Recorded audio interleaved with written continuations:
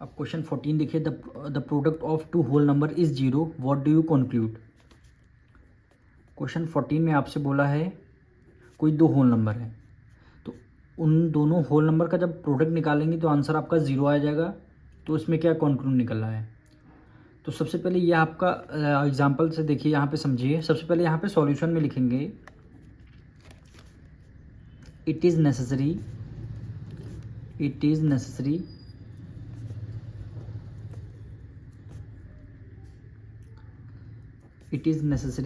that any one whole number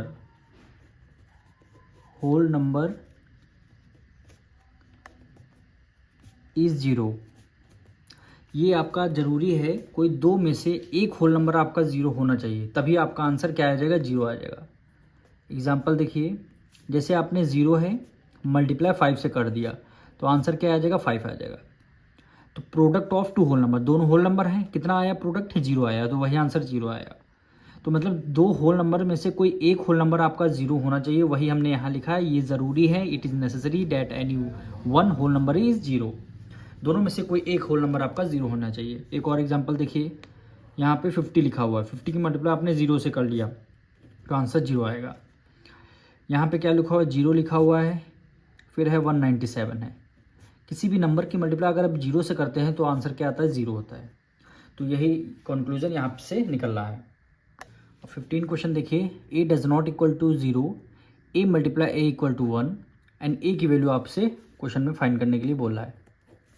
अब question में क्या कह रहा है, अगर हम ए की मल्टीप्लाई ए से करते हैं तो हमारा आंसर क्या आ जाएगा, 1 आना चाहिए। तो ए की वैल्यू हम जीरो लिख नहीं सकते हैं, तो हमने यहाँ पे लेट क्या कर लिया, इफ़ ए इक्वल टू 1।